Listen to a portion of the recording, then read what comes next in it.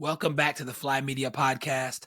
I'm your host, O, and today we've got an exciting interview where you're interviewing Austin Graves. He is a college student, a private pilot, a Navy ROTC midshipman. Austin, welcome to the show. Thanks for coming on. Hello. Yeah, good afternoon.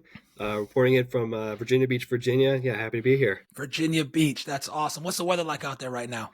It's cold. Yeah, it's spring break, but in this I'm from Houston, Texas, so this is kind of cold compared to that. But you're kind of wearing sweatshirts over here until the beginning of June. So, but got to go find the beach somewhere. Probably North Carolina. Yeah, maybe the weather's a little better there than out here, but it's freezing. So. Okay, I won't be visiting this time of year. I'll tell you that. Yeah, please don't. So, Austin, why was it that you got into aviation? What was your inspiration? Yeah, so I actually grew up overseas. In the eastern part of Saudi Arabia. I was there with hundreds of other Americans working for the host country. The host country had an air base there that would protect the oil infrastructure, and they had American-made F-15s over there that they operated, and British Tornadoes. I'd see that, and it was awesome. Everybody would stop what they're doing, and they'd look up. They're like, wow, that's a whole fighter jet.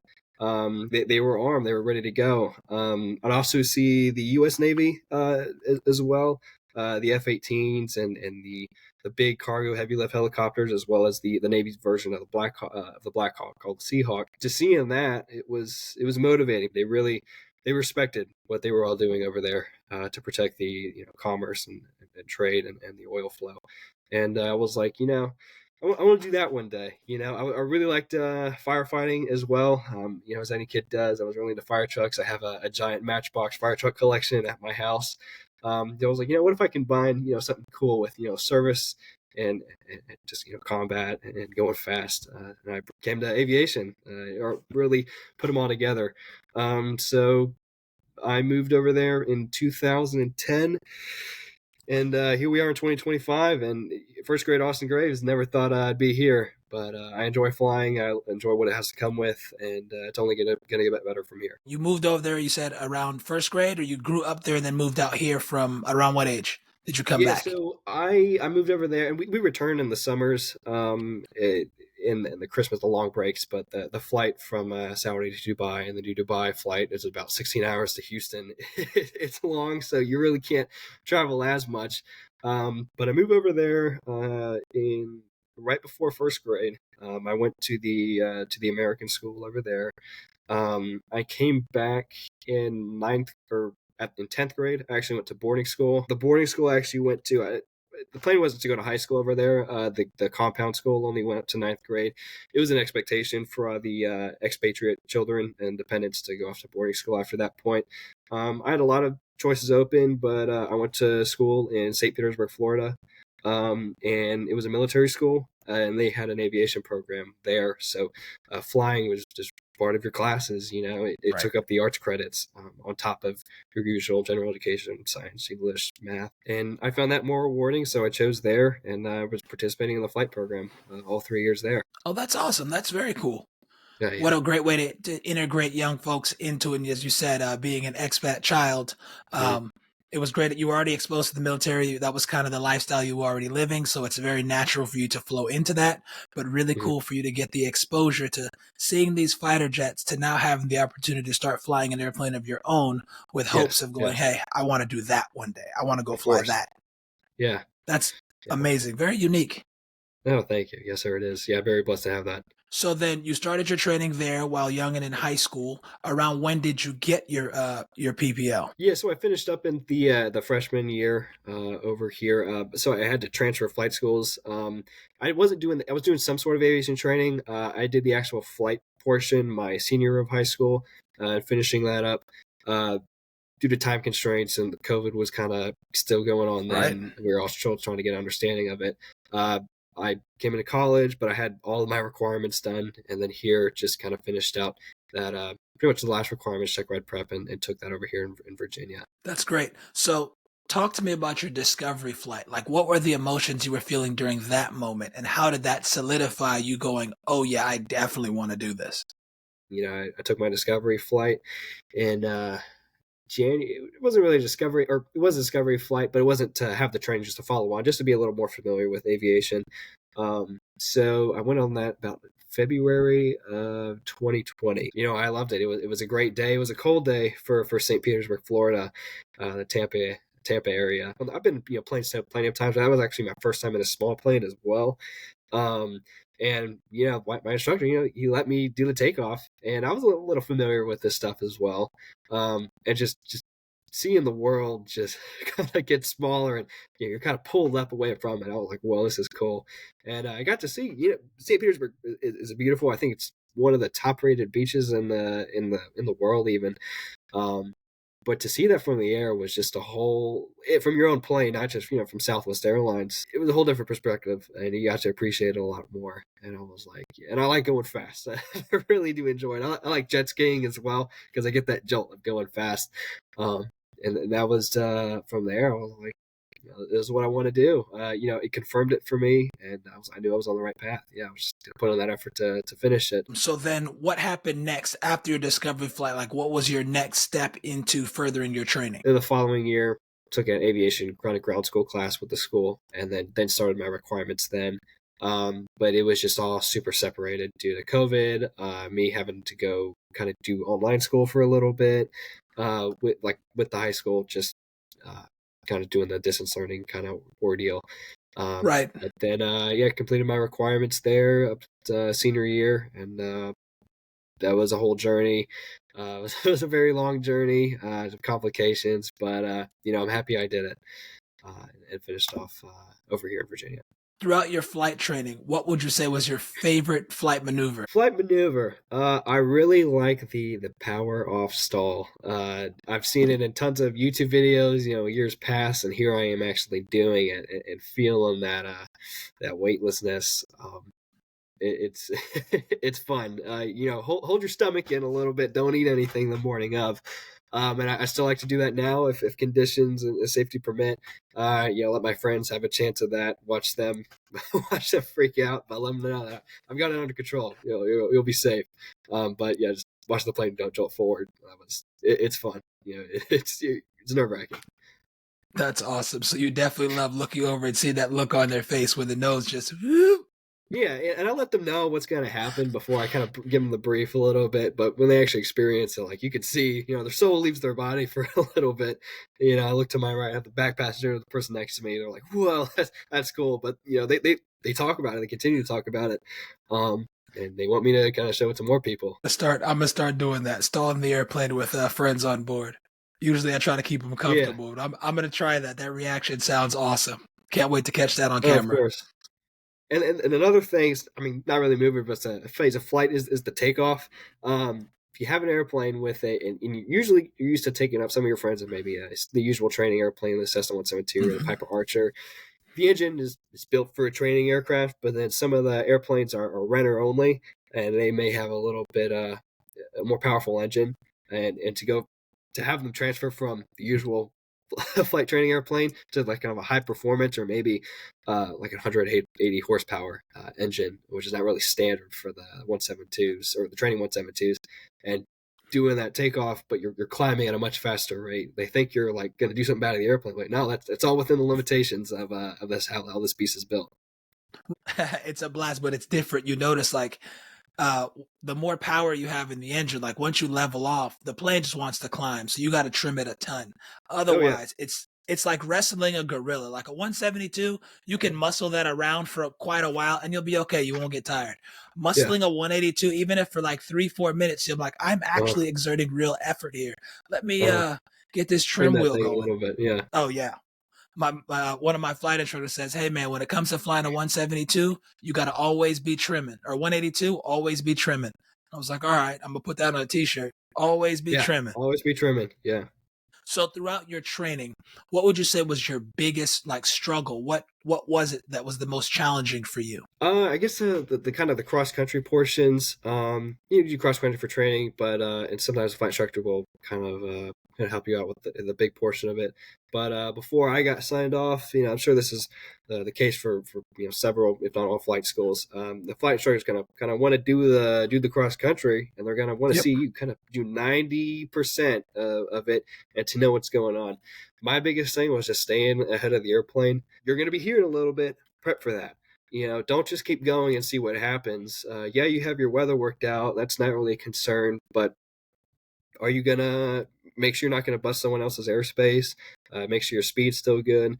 A lot of people are gonna be on this route or in this area. Watch out for that.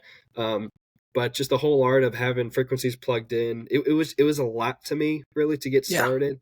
There was a lot to go on, but overall, just with more practice and practice, I got used to it. The big thing is do a really good brief with your instructor, but or with yourself. Say it out loud if you're taking passengers. Maybe they're not pilots, but it's good to let them know what's going to go on, and it kind of helps reaffirm everything to you. We're going to go this direction, and then we're going to take a ride, and we're going to be at this altitude. I'm going to contact ATC. I'm going to have all my frequencies plugged in, and it became an art. And really now it's second nature. People tell me, flying a plane's tough, but when they see me do it, it looks easy. And that's kind of the part. It makes them feel more comfortable that I know what I'm doing. And it makes Right. me feel more comfortable because I have the whole plan worked out. But first, yeah, it was just a lot to see, a lot to deal with. I was like, again, I didn't think I was ever going to be doing this, flipping sorts of knobs, having, another airport's weather plugged in and Yeah. their tower frequency and having your current stuff sorted out. It's a lot writing it all down. But again, it became second nature. It did take a little bit of effort, and, a little few scoldings from some CFIs, but it all worked out with some practice and a good brief. Oh no, definitely.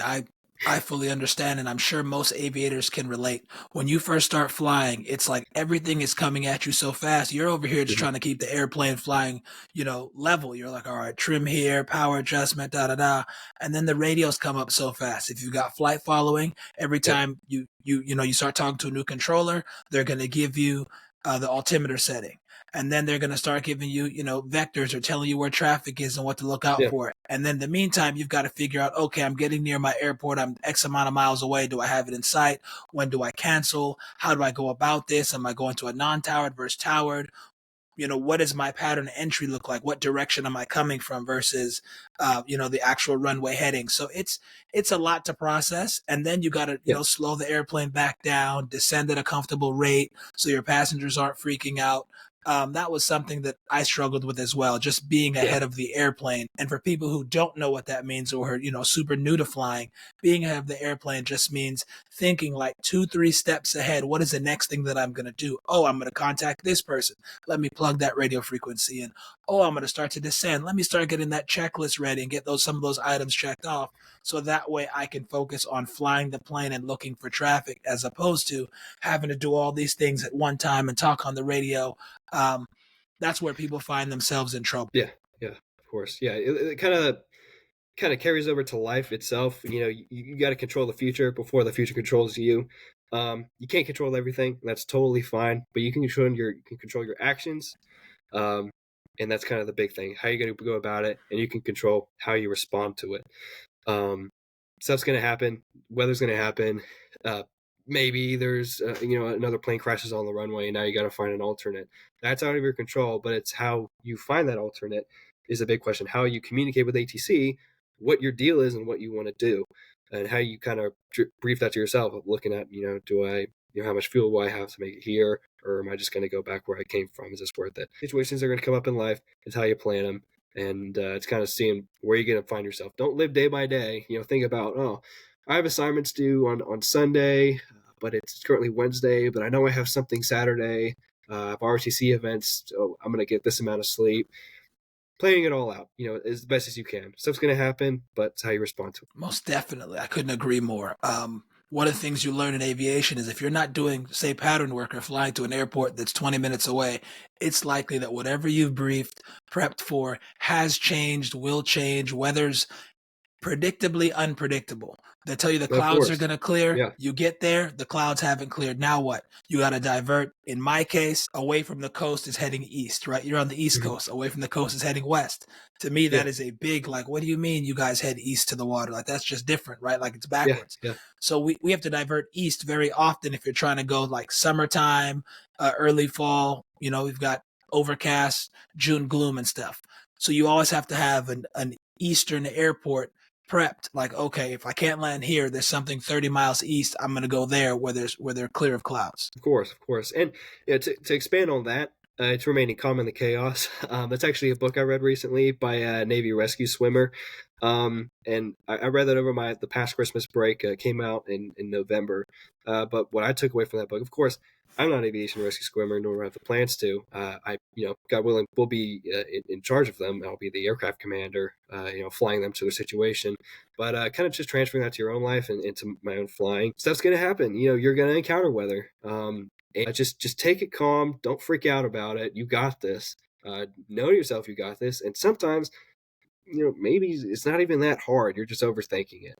Is to just manage the situation and be calm about it. Don't freak out, because you're going to freak yourself out, and you're also going to freak your passengers out. And that could also, come to maybe you busted someone's airspace. You got too close to a tower. Just think about each process very slowly and efficiently. You have to aviate, navigate, communicate.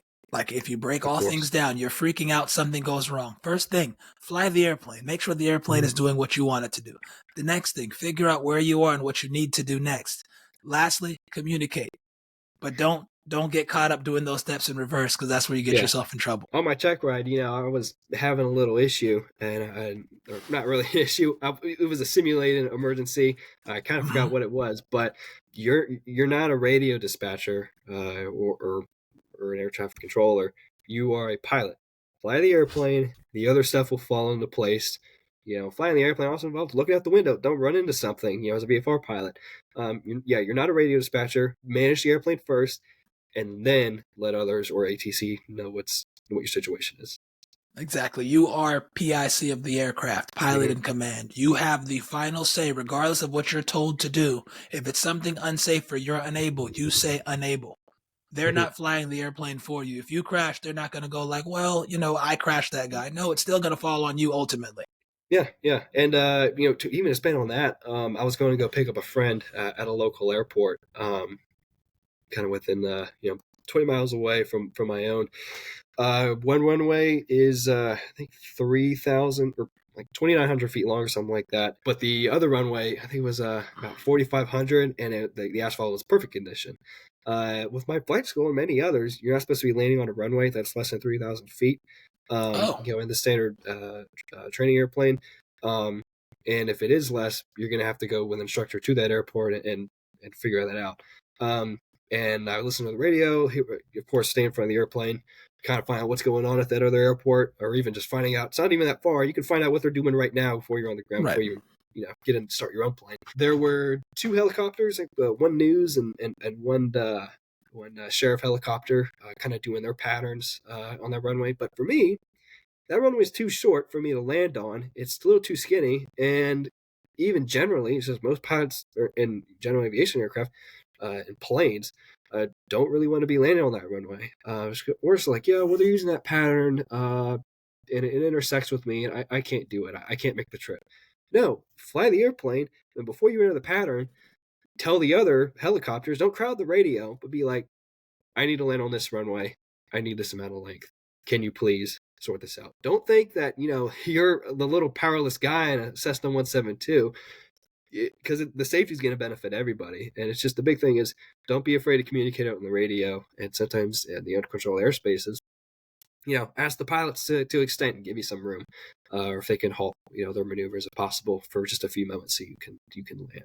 But that was a big thing, and it occurred to me, I was like, people, I guess they would be afraid to do something like that. I know, me as a student pilot would have been afraid to do something like that, right? Make a request. And it's really not that bad. I'm not telling them to move heaven and earth. Just say, give us a little bit of distance. This is my situation, what I'm allowed to do. That is the truth. The aviation community is, it's amazing. We're all in it together, regardless of what you fly. If you're flying, fixed wing, you're flying gliders, you're out here flying, helicopters. We all have the same general understanding of what's going on. We're on the same page. We're all trying to do the same thing, and everybody wants their wheels or skids to touch the ground safely at the end of the day. Of course. What is your favorite aviation-related acronym? I like the I'm safe checklist. And the big thing on that is E. People say external pressures. I learned from one of the sporties, the safety podcast, was the E will also stand for eating. Have you had enough to eat? You can't think on an empty stomach. don't think, because you don't want to throw up or something like that. I don't want to get airsick, but some cases I guess you can get a little disoriented, or your passengers can. Make sure you have something in your system, you're hydrated, and you've eaten. It'll help you think better and straight, and you won't be so antsy to land or get back. So you can have something to eat. You want to be nourished in the air. But I do think it is simple, but it is very important. Maybe you got something going on. I'm in ROTC. I have a lot of stuff going on. I got a fitness test on Wednesday, but it's Saturday and I'm going out flying. I'm like, don't get nervous over the fitness test. You got to think about it. Yeah, maybe this can, determine the future of my Navy career, but don't get all nervous about that kind of stuff. And if you are, if it's something else, maybe like a family member's back home and they're sick, maybe it's just best not to go flying that day. I mean, the world tomorrow will come, and you'll have another chance to fly. 100%. You'd rather be on the ground wishing you were in the air than in the air wishing you were on the ground. Of course. Now let's talk a little bit about the airspace you currently fly out of. Tell me a little bit about what that is like flying out of the Chesapeake area. Yeah, so it is in the Chesapeake Regional Airport is not too congested. There's not too much going around it directly, but as you start flying about 5 minutes away, going about 110 miles an hour, there are several air bases. There are several naval bases in the area. The pier for the ships, for multiple aircraft carriers and multiple destroyers and supply ships. With that, there's also several training areas where those planes actually go to practice, and there's training areas over the water where those ships go to practice maneuvers or flight operations or with weapons. And yeah, don't be flying to that uncontrolled or into the dangerous area. You don't want to get shot down, and you also want to make sure you're not going to get ran into or anything like that. So it is congested. There's also Norfolk International Airport. As a civilian airport, Southwest Airlines flies into there. So yeah, it gets very busy in the area. It is a military concentration area, and there's a lot of things that have to be preserved and kept secret or just kept safe away from other aircraft or aerial threats. Practice areas to the south, clear to the south for our planes, but for them, they're going to be in the area. Be on the frequencies, be listening to them, find out what they're doing. Big thing is be on flight following. Take advantage of that. Not all the time you have to, but maybe it's good to just tune that frequency and hear what they're doing. Also, just give your position so everyone can be safe and know where they are. It's very rare for me to fly anywhere without flight following. I've got an airport, I want to say about 21 nautical miles, so literally 15 minutes away, and I can damn near see it as soon as I get up to 3,500 feet. I pretty much have the airport in sight. I still request flight following. One of the major reasons is between me and that airspace is Travis Air Base, as well as the practice area for all the flight schools in the 3 local airports. All go to the practice area, which I'm flying right through. So it doesn't hurt. It doesn't hurt to be safe. It gives you a little bit of extra practice on the radios, if nothing else. You're tuning different things in. You're learning how to manage multiple things. And then I fly with my wife a lot. She's gotten dialed into listening to the radios. She knows how to plug in the different frequencies, everything that's going on. She fully understands. So it's like I have a co-pilot who's not a pilot, but she understands everything and can plug any and everything in, change things on the fly. She hears things sometimes that I don't. She goes, "Oh, no, it wasn't. Your squawk code isn't 1352. It's 1356. I'm like, "Oh, okay, appreciate it." So it's really helpful. And it's like she's a member of my crew, right? So she's part of my CRM, my crew resource management. And I use that. I want to get her talking on the radios, but she's not quite ready for that. She's nervous. It's a little nerve-wracking. Which makes sense. That's the first thing, as a student pilot, the first 3 things you're going to struggle with: radios, taxiing, and then landings. Of course, yeah. I train my passengers how to do that. I fly with a little more frequently. Sometimes I even let them have the iPad with ForeFlight on it. I let them hold it, point some things out to me. But sometimes I even get them to talk over the radio. It's fun for them. It gets everyone involved. I'll let them know in the pre-flight, this is the map. This is what this is. That is. These are the hazards.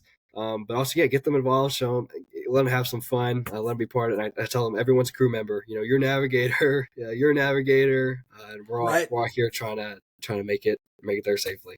And exactly to have a good time. Because they do enjoy looking out the window and spotting other planes, things down. Yeah, no, it's really great. Yeah. searching for traffic. Anything we hear around us, one of us will find it. Like, there it is. I've got it. You see it. Oh, I see it. And Yeah. it's nice to just get on the same page. It makes things fun and gets everybody involved, like you Yeah. said. Just I because think you that's saw it very doesn't mean I important. saw it. Yeah. Right. Yeah, of And I course. tell everybody, if you see an aircraft, even if you think I could have seen it, just mention it. And if I saw it, I'll go, okay, yeah, I have seen that. Thank you. As opposed Mhm. to me not seeing it now. Now where Yeah, I'm wishing I did, you know what I mean? of course. Because I do fly in a congested airspace in terms of where Mhm. I am. We're just outside of San Francisco's Bravo. Okay. And then Yeah. we've got two big class Charlies in San Jose and Oakland. And then Mhm. there are at least 10 Delta airspace right around me as well. So there's tons of flight schools and training schools, and there's mountains everywhere, and it gets foggy. And there's a lot of challenges, a lot of aircraft, and a lot of student pilots who, again, like everybody else, they're just learning. They're trying to do the best they can, but that can create some pretty, dynamic environments. Of course. Of course. Yeah. You gotta be safe about it. You gotta plan, see what's going on around you. Situational Most awareness. definitely. Always safety first.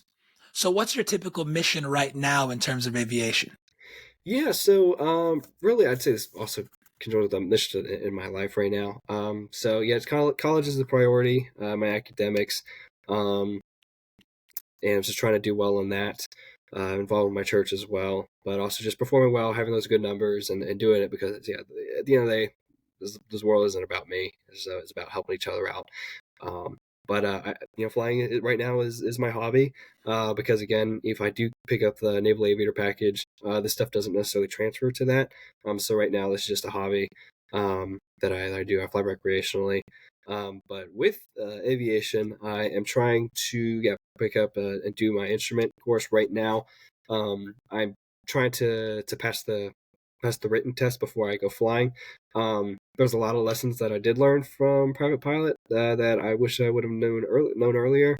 And I think one of those is try to get as much ground knowledge and theory that you can before you actually start the training, because the training, everything will just make much more sense instead of tuning this to the OBS or to the navigational frequencies. Uh, it's not how you do it and twisting the knob, it's why you do it and why it makes sense. And so yeah, with that, and instruments, it's tough. It looks tough. I haven't other than just the foggle training, I really haven't done much with the navigation to be on a high far flight plan. um I just want to make that easier, and I want to make it more enjoyable. So I think in order to do that is to pass that ground school first. I'm trying to pick up a few scholarships. I could pay for so much of it on my own. Um, but I think in order to be competitive for those scholarships is to pass your written test and have that to show them. So that is one of the course. But that's really it for now. The commercial will come later, and I think it will come with time and with hours, as well as along with the tail dragger and the high performance complex. There's a really nice Piper Saratoga at my school. Okay. I got a lot of friends that has a lot of seats. I think it'd be awesome to take that up. But I think the big thing is being able to fly those longer distances on an IFR flight plane above the clouds, above the weather, will be more beneficial to me, and I think it'll just make me a safer pilot, even if I am flying under VFR conditions. I couldn't agree more. The Saratoga sounds like something awesome to fly. It's a Oh big, yeah, heavy, capable aircraft, which is definitely awesome. Big it's got a retracting, retractable gear. Yeah. the retracting gear coming up makes it, that much more clean of an aircraft in Hmm. terms of, aerodynamics, which is huge.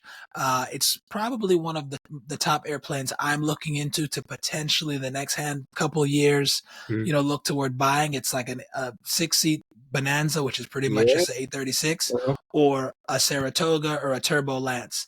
I've decided a turbo is something I want because I don't want to even have to think about density altitude. I want the word density altitude to be like, not my problem. You know what I mean? So for me, turbo will get rid of all those issues. I can fly to the mountains, kind of go wherever I want, when I want. Of course, of course. Yeah, no, that's a ton of fun. I wish you luck with that. Another thing you mentioned that resonates a lot with me is getting your ground done before you start the flying portion. You learn the concepts, the lingo. You're a little bit more prepared rather than trying to learn both at the same time. The most expensive classroom is inside of a running airplane. Of course, yeah, as well as do some chair flying. It looks a little stupid. If you think it looks a little stupid, do it in your room with a closed door. it'll benefit you. Oh, and another thing, practice with the simulators and practice a pattern in your head. A pattern in a 172 takes about 6 to 7 minutes. When that plane is going $160 an hour, and you want to do 2 patterns, it's going to be a little bit of money just for those 12 minutes. But if you Right. chair fly and you use your simulators, or maybe you just your apps on your phone, maybe Infinity Flight or something like that, it makes it a little bit more easier you'll still be learning a little bit more through things and getting used to some things, but it'll make the whole process a little easier. And yeah, just knowing your ground knowledge will, it'll make it feel a little easier, and having your test done will make things feel a little easier and fun. One of my instructors told me, he's like, yeah, once you get your written done, everything will kind of go downhill from there. When it comes to training, it's just, getting your check ride done. And the big thing is knowing what you're going to do on that flight to the point that your instructor is just there because they have to, maybe just, or give you commands of what to do. They're not there actually teaching you, like pointing things out. It's just to kind of know what's going on. And it makes the training a lot more enjoyable and less stressful. It's so much better when you're prepared. When you come into a lesson prepared, you know what you're doing. You're ahead of the airplane. You look good. You feel good. You impress your instructor.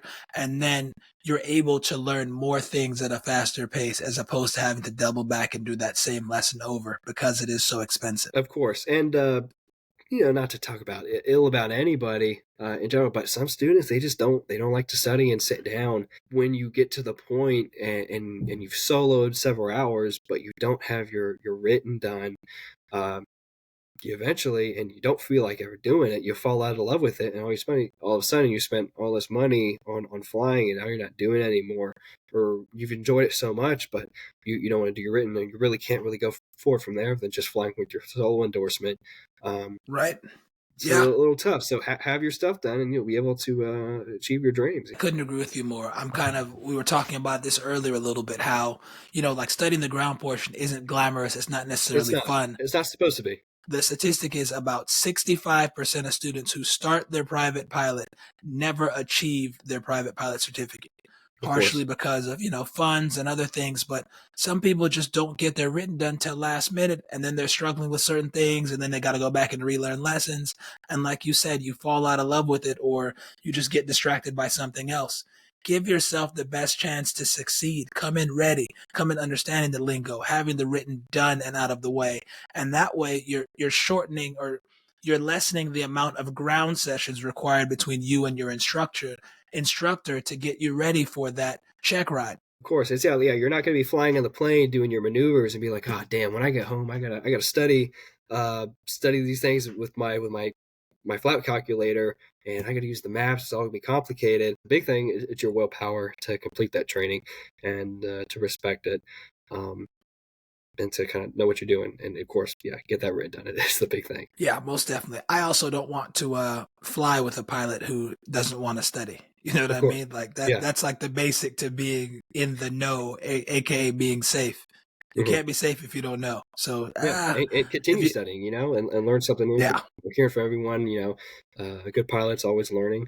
But keep Jason Shepard. Your tech ride was important, but understand why and continue learning about the engine and weather phenomena, stuff like that is important to continue maintaining, even if you're not pursuing an active certification. Speaking of weather, what is the most what are the crazy swings in weather in the Chesapeake area? Yeah, so it can get during the beginning parts of winter, January, February. It is going to be some bad conditions. It's going to be very cloudy. The clouds are going to be low. Snow's not really an issue. It snowed here for so 3 times within 2 months for the first time in about 3 years. But post that, it's going to be a little windy at the start of spring. It's a little gusty out. But you got to find your time to fly. The big part is like when you have to align that weather, and you got to find a good pocket of time that allows for that. You got to find an instructor, and you also got to make sure that you don't have anything else going on or other commitments to achieve that. Same with Florida. When I did my training down there, St. Petersburg, I think is it's sunny like 320 days a year, but it's going to be windy, and during the summer, those afternoon showers are going to roll in. Same thing with Houston, Texas. I'm flying out of the Sugar Land Regional Airport. you're going to have that weather and you're going to have that fog probably in the morning sometimes. But here, it's pretty good in the fall as well as the spring. The summer, I don't really spend too much time here. I go home for that. But overall, it's pretty good flying weather. I'd say it is better than St. Petersburg, Florida, because it's just not as gusty as all the time. Does St. Petersburg get frequent thunderstorms as well? They do in the summers. Okay. They come in pretty much around 1 o'clock every day. You never Right. miss it, and the weather will change fast. But yeah, So full winds. interesting. Yeah, no, it's crazy. Yeah. I think weather is the most dynamic and challenging thing as a student pilot to start to understand when you're first getting your PPL, because it's your first exposure to any of these terms and any of these weather phenomena, really having to like learn and understand and recognize them. But weather in terms of aviation, there's just so much information and so much to know. I think student pilots probably struggle with that section of learning the most because of how deep it is, how big it Mhm. is. Yeah, it is. It is. And the big thing is, there's all sorts of weather, but you got to look out. What weather do I not fly into, or do I try not to avoid? And I'd say that's the big thing again to maintain that safety. You were telling me a bit about being a Sporty's Advanced VFR certificate, having that. What does that mean? I was introduced to it because I'm flying in the Southern Virginia area. Um, Up north, there is Washington D.C. and that whole TFR around it. Uh, the big thing is you have your CIFRA and you have your freeze, and there's all these sorts of terms. But the big thing on you is you're flying up there, know what all this stuff means. So part of the my flight school will require us to take that. And then when I got into that, I realized there was much more to it. Again, I don't think that the general public or really other aviators know about this course, but it's all free, and it's all on the FAA.gov website, and they're just small courses you could take. There's videos, and there's podcasts, that and as well as just other reading courses to take to overall expand your knowledge, even if you're not pursuing an active certification on what you currently already have. So there are courses about specific airports, about how to manage small runways, how to manage a lot of traffic, um, how to manage yourself around the Washington D.C. area. Of course, you're like, yeah, it's a little tedious. I have a bunch of other things going on. Some flight schools will require insurance for your renter's insurance per person, um, Hmm. and having these courses done will help your insurance with that. And the Okay. more you get done, the better your insurance price will be. I pay about $375 per year, and that went down from 400 something because, of course, you have your hours, but they like to hear that you have these courses done. Kind of like to think of it as defensive driving. If you take that defensive driving course, your insurance will probably go down a little bit because it shows that you're actively learning what not to do and how to respect aviation and flying. That's great. I haven't even really looked into those, so I'm gonna have to dive in and again, immerse yourself in aviation. Always be learning, and always think about how you can be safer and make those around you safer as well.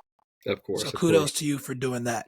Yes, and there's Awesome. also the special VFR with Sporties. Mhm. It is on the app. You'll have your main courses at the top: commercial pilot, private pilot, learn to fly, and that your IFR course. But there's other additional courses such as advanced ATC communication. Um, there's courses for the multi-engine, just like your secondary courses that maybe you didn't think of were a thing, or until your flight instructor told you about it. But they're helpful courses about just real world situations you'll be caught in. After flying for a while, as a VFR pilot, you're going to kind of want to fly into these nice areas. Some airports are going to be on within the mountains. Some of them are going to be on a little island. And is how to manage that, how to appreciate it, how to be safe with it, and how to just be more comfortable with the thought of, I'm going to fly over water for this amount of distance. They're real world courses. They do a very nice brief. They do a very nice flight.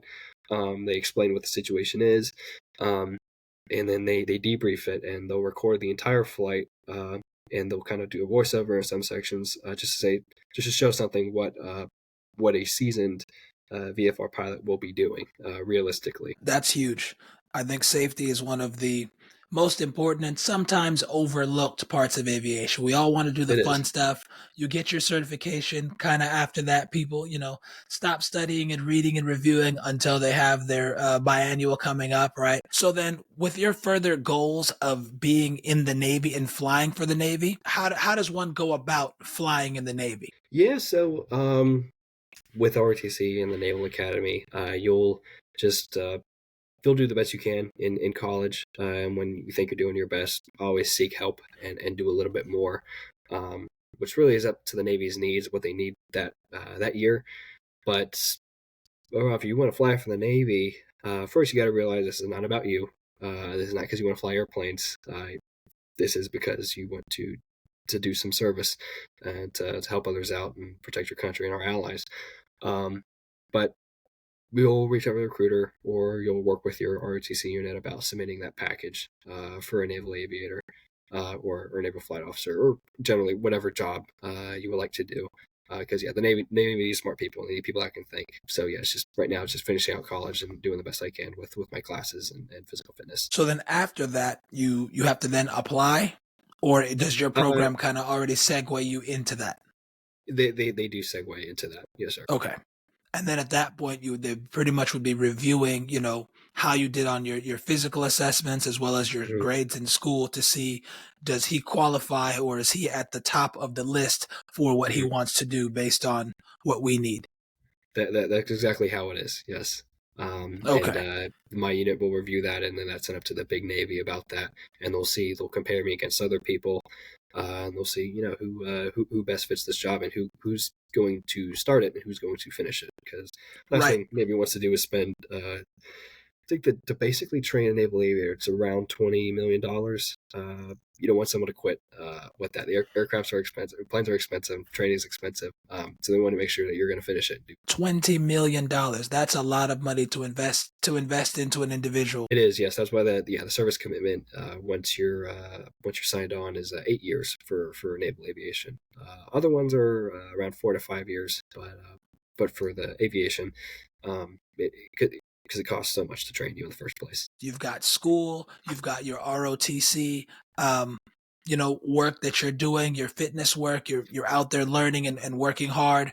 Then you're flying, you're also pursuing your instrument training. How are you balancing all of these things that you're juggling? It's just being social. You want to introduce yourself to people. You want other people in your current friends to know that they can trust you with saying they need your help on homework or they need you to cover something for them.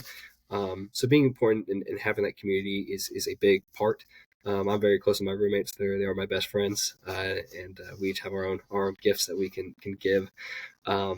But just you got to be social. You can't tuck yourself away and not do anything or just be a bookworm. It's about being well rounded. My mom came to visit me at university, and this was it was like mid-year. My parents come during the summer to kind of help me move in, but they don't really see me in the grind. My mother came and visited me during my fall break, and she looked at me. She was like, "Yeah, you look like a chicken with his head cut off." But I'd say, yeah, the big part is, don't get burnt out. Find your joy in what you do. Um, but the other part is you balance is good. Balance is needed. But what do you prioritize? What do you want at the end of the day? You may have to miss out on some things. The grind never stops. I don't know if I would have been capable of juggling all these different things at once. You're a very determined and exceptional young man. Yes, thank you. It's amazing. With that being said, and your big military goals, what airplane do you want to fly in the military? Like, if you got your choice to fly any military bird, what would it be? I'd say the SH-60 Seahawk. I have some flight hours in that.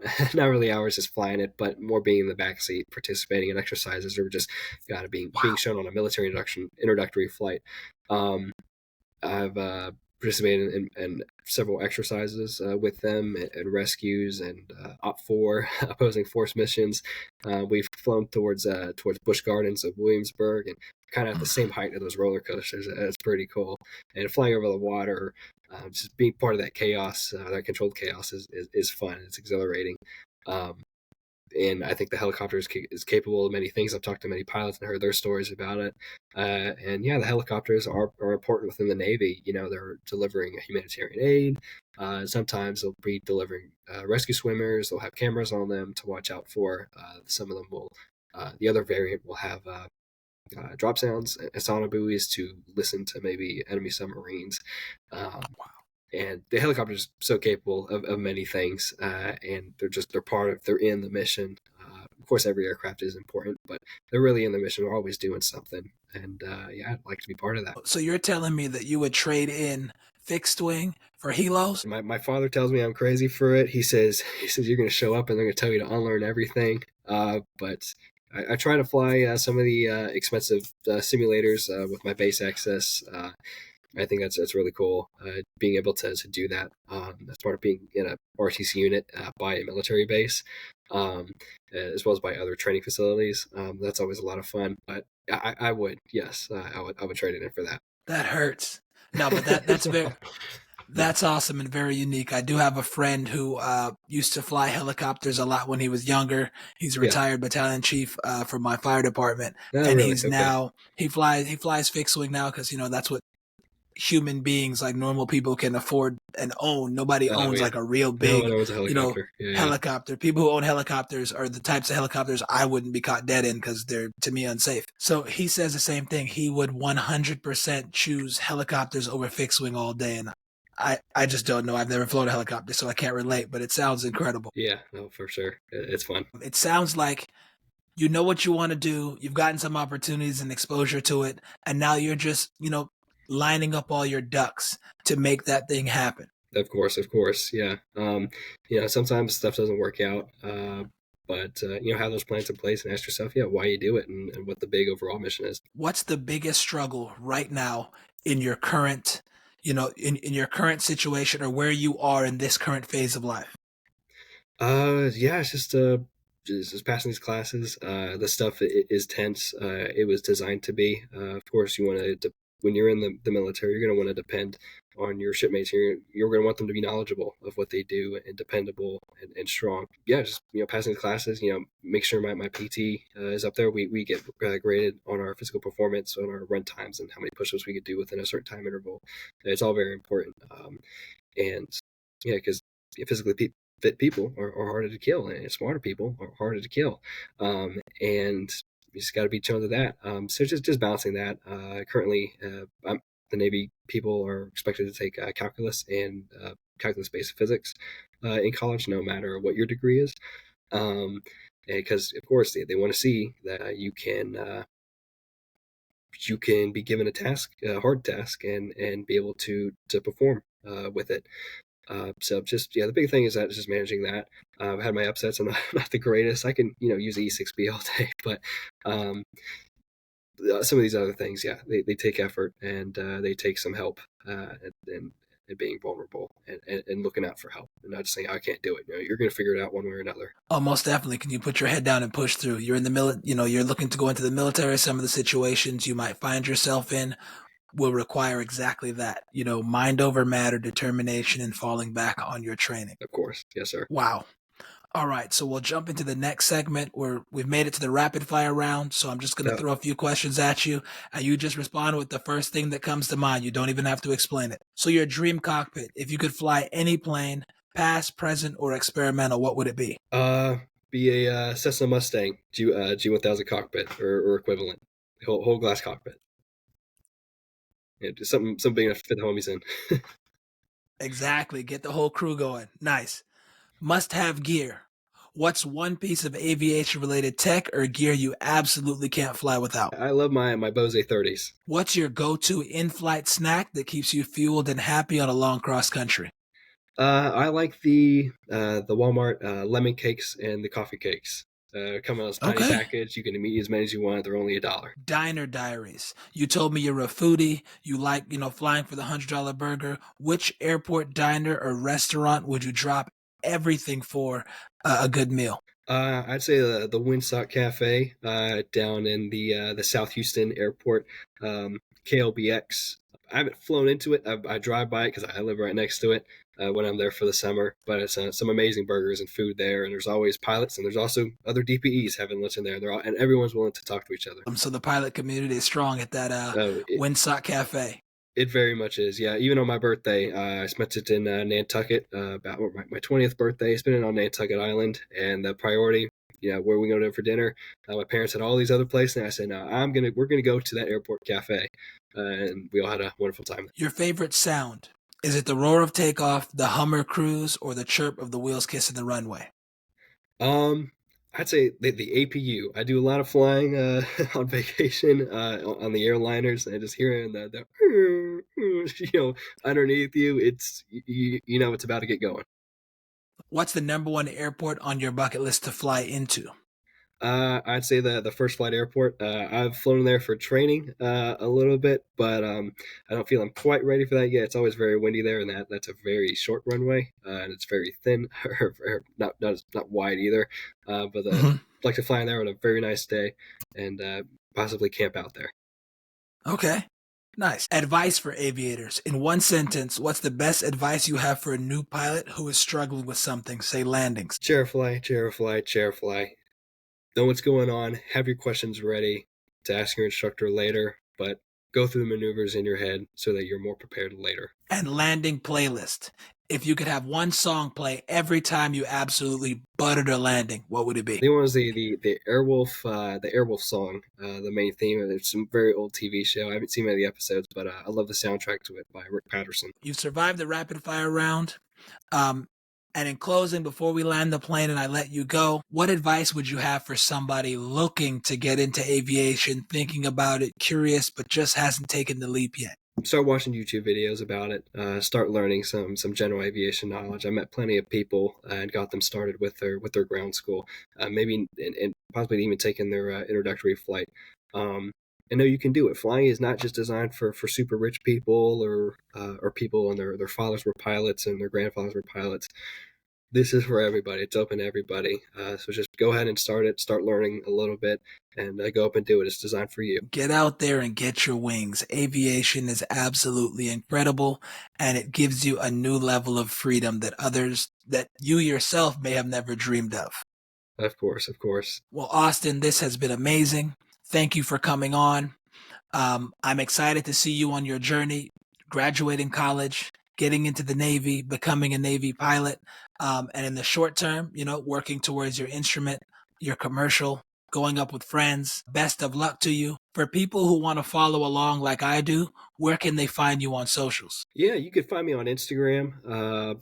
It's where I post I post drum covers on YouTube, but on my Instagram, I post all things of all my life, the military training, travels, and flying. It is Austin.Graves3, all lowercase. Yeah, I love sharing my life. I love motivating others. Yeah, just go ahead and check it out. You'll see what's up and hit me up if you have any questions. I'll respond. Take a look at his Instagram, hit him with a follow. I know I follow him because that's what aviation is. It's an amazing community where we support each other and learn from one another. Again, thank you so much for coming, Austin, and all you guys out there watching. Thanks for tuning in. You can find this podcast. Video version will be on YouTube. Otherwise, it'll be on every podcast streaming platform. Make sure you like, comment, and subscribe or leave a review. And as always, may there always be wind beneath your wings. Peace.